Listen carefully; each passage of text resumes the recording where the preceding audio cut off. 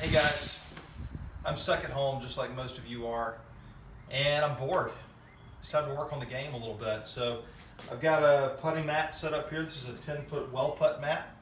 It's a great surface, really smooth rolling, and I'm gonna work on my speed control just a little bit today.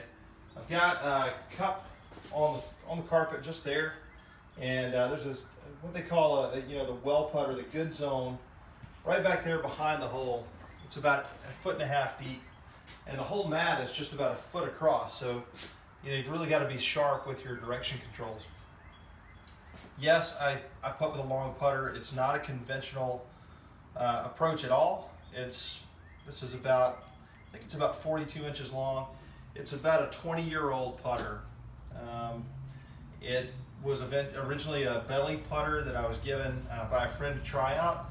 Didn't love it, but I kept it. It was just hung around in the garage for years. And I don't know, 5 or 6 years ago, I got it out and put this arm lock style grip on the putter. It's made, actually, the grip is made so that the shaft is bored into the grip at a little bit of an angle. And the idea is that it could abut your forearm there, and you can use it as an arm lock style putter. And that feels okay. It's not my favorite feel. Feels a little bit rigid, but once in a while, even using it the way I do, I'll use that for really short putts, like those tap ins where you just walk up and just kind of backhand it in the hole. It's actually pretty good for that 3 foot, 2 foot range, just to clean up your par putts.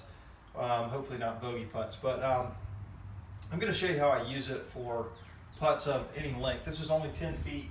This thing is it's really been a game changer for me for speed control. It's made a huge difference. I think it has a lot to do with how my hand goes onto the grip with this style of putter. I've done a lot of research on how the body works, how your nervous system works, how your feel, your sensory system works, and how that plays into the game. And some of the things I learned during all that research is I know for right-handed golfers, I try to give as much of the power of their swing or the feel and touch of their swing to the right hand as I possibly can. And I'm in that boat. I'm right eye, right hand dominant. And in that research, I learned a bunch of things about how your brain is set up, a lot of the non-thinking parts of your brain, the sensory controls. There's particular parts there, and there's this almost like a map of how it all works. And your eye and your fingers, your thumb and forefinger, are really close together on that map, in that brain map. It's called the homunculus. If you're curious to go digging for information, you can find some stuff on Google pretty quickly. But hand-eye coordination is really well explained there.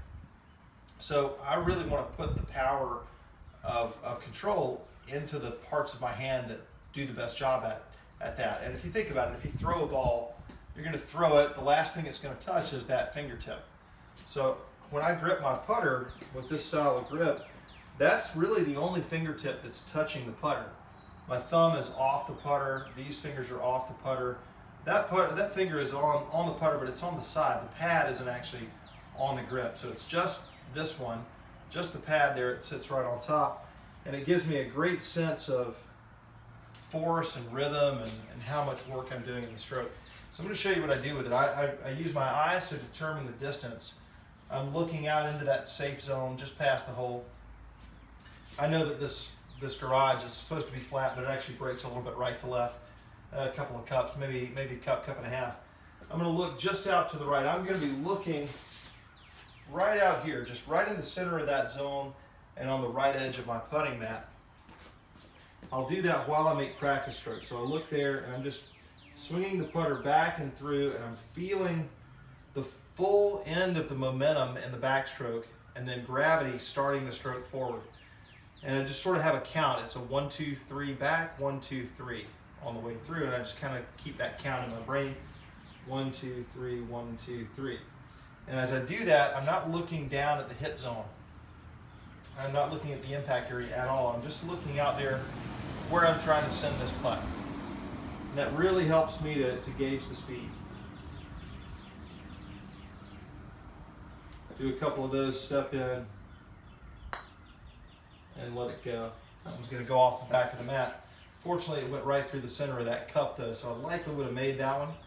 Let's see if I can keep a few more actually on the mat.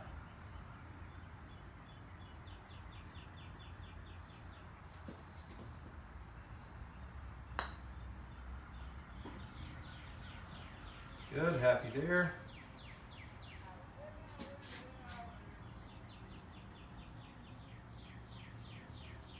Just let the putter swing free. And this is block practice. There's two main types of practice out there, random practice and block practice. There's a lot of information out there to find. This is block practice, and this is a chance to really work on technique, control, feel, all those things that are so important.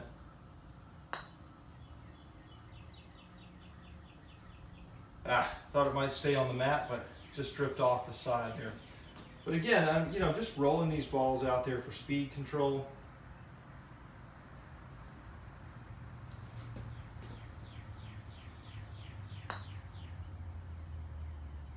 And every time there's a mistake, if I hit one a little bit too far left, short, long, right, I don't want you to really fixate on that mistake. You just assimilate it into your feel, continue to look at your zone, and go right back to that rhythm. The more you practice things in one vein, and this is a big part of block practice and understanding how it works for you, you've got to do a lot of reps with simple concepts if you're going to gain a skill improvement. So work at it. If you're stuck at home, you can probably find space to putt. Try your putter, try a different style putter, do whatever you might want to, and get out of your comfort zone a little bit. You might get better for it.